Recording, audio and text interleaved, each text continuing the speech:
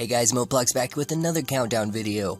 I think you guys will enjoy this one. You guys voted it the highest in the most recent poll, so I'm doing it. In this countdown video, we're going to be counting down the top 10 best money-making methods on old school RuneScape. Also, there will not be a poll in the description of this video. I've decided to stop doing the poll every now and then, just so the next video might be a surprise for you guys once in a while, and so you guys can suggest whatever you want me to do in the next video too sometimes. With that being said, let's get into the countdown. Number 10, Zamorak Wines. This method only requires 33 magic, and the items you're going to be needing for this is an air staff, some law runes, and some water runes.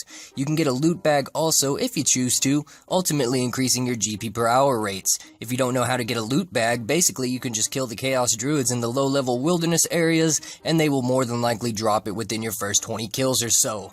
Also, I highly suggest using the OS Buddy client because it allows you to switch worlds instantaneously, further increasing your GP per hour double what it might have been without using it. Basically, it's pretty simple. You telegrab the wine and hop with the OS Buddy client and then grab the wine again and so on and so on.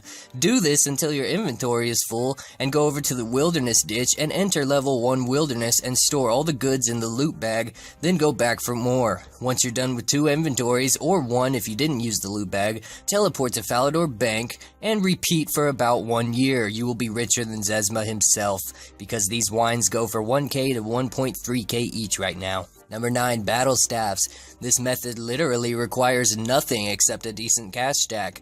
And once again, OS Buddy is highly recommended so you can hop worlds super quick. Near the Varrock West Bank, you'll find Zaf's Staff Shop. God, try saying that 5 times fast.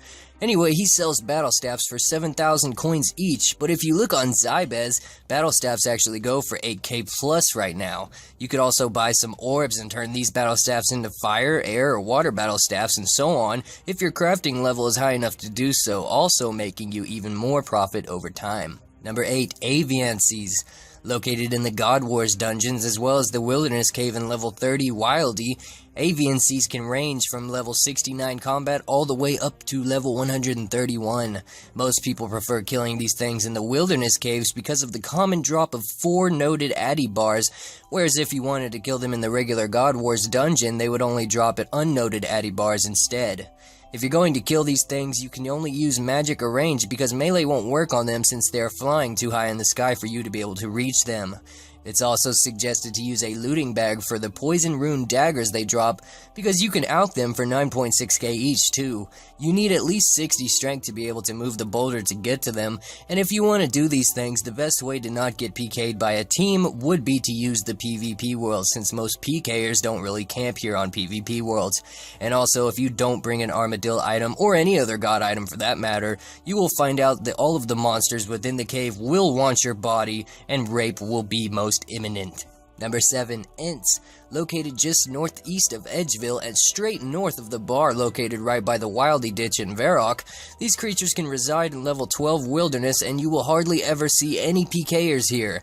If you do see that heart-racing white dot, you can just teleport out immediately since you are under level 20 wilderness. Or you can run through the trees if you get desperate to try and lose your attacker also. These things are extremely weak to range, and not a lot of food is needed for these guys because you can safe spot them with ease, so don't let that 101 combat level scare you. If you have 75 woodcutting or over, once you kill them, you can use an axe to carve their dead trunk and receive all types of logs ranging from regular logs all the way up into magic logs, but ultimately if you are over 75 woodcutting, magic logs will be primarily what you get from them. It's a great money maker that few know about and almost nobody uses. Number 6, Green Dragons. Preferably, you'll want to use the Green Dragon spot located just northwest of Edgeville, due to the area only being in level 12 to 15 wilderness, as well as the entire area only being 1v1 if you do happen to come across a PK'er. A looting bag is highly recommended here since you are in the wilderness, and of course don't be a noob and forget your anti-dragonfire shield. These things are level 83 and too easy to kill if you have at least 60 plus in all your combat stats. Probably the most dangerous part about this method is running back and forth to the area, because really the only threat you're more than likely gonna find here is the amount of bots stealing your kills, but I guess you could always smack them with your whip once and have them teleport away anyway. Number 5, Red Chins. I'm not going to use Black Chins because basically you will get PK'd if you go to Black Chins nowadays. But anyway, if you have level 63 Hunter, you can start hunting Red Chinchompas with 4 traps. Once you get to level 80, you can lay 5 traps. Laying 5 traps will obviously increase your money per hour, as well as having a high level too, because you'll catch more the more you level also. Red Chinchompas can also be sold right now for 950 coins to 1k coins each, and apart from that, this method is pretty straightforward. There's a lot of focus and clicking needed, but this is one method that will seriously make you a lot of bank if you are absolutely bored, and have nothing better to do in RuneScape and want to earn some fast cash money dollars for that wooden shield. Number 4, teleporting tabs.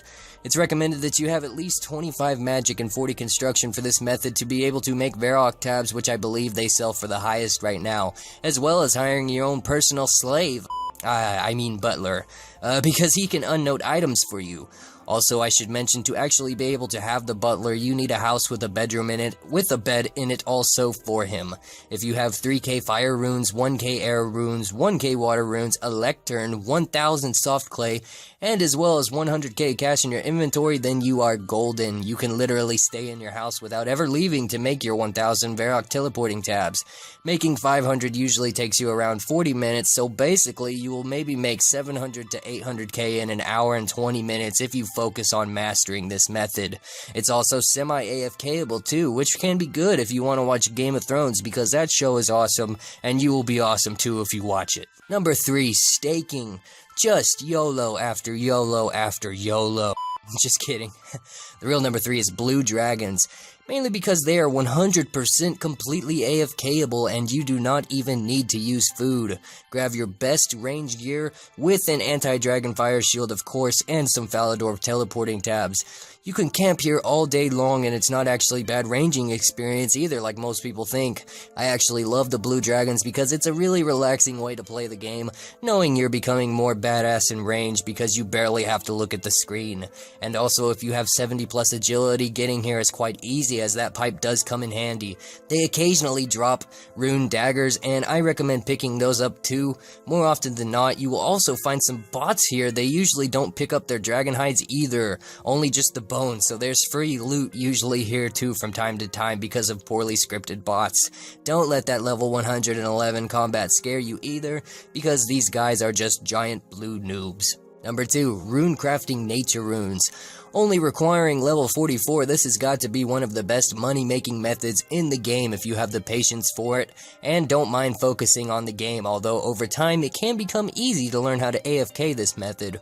Runecrafting pouches are highly recommended, and if you grind enough to level 91 runecrafting, you can literally make almost 1 mil coins per hour with double nature runes. Just be careful because every now and then there are some PKers who don't know any of these methods that I've told you about, and will try to PK you for your glory, but if you are vigilant enough, you can always make a quick escape before they teleblock you, but 99% of the time, you won't ever see anybody trying to PK runecrafters here, because of how newbie it makes you look, and because it's just downright a douchebaggery thing to do. Number 1, skeletal wyverns.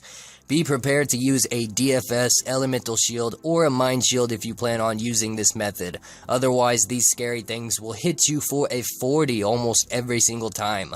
It's recommended to have all 80 plus stats in combat or 80 plus range before attempting these guys, and you also need to have at least 72 Slayer to be able to kill them, but boy is it worth it. My friend sent me this picture literally yesterday, and here's the loot he got from 388 of these things. He said it took him around from 9 AM to 5 PM with little focus, and that all this loot was somewhere around the 5 mil, 6 mil area. Wyverns also have a chance of dropping elite clues and draconic visages, which in my opinion makes them the best method to use for cash in the game right now. Their bones can also be used for good prayer experience if you worship them on a gilded altar too. Be careful when fighting these things, because not long after my friend sent me this loot picture, he also sent me this picture, but he was able to get his stuff back. That's it for this countdown. Thanks for watching. I hope it helped you guys, and if it does, please leave a like. Keep those suggestions coming since there is no poll this time around, and I will talk to you guys later.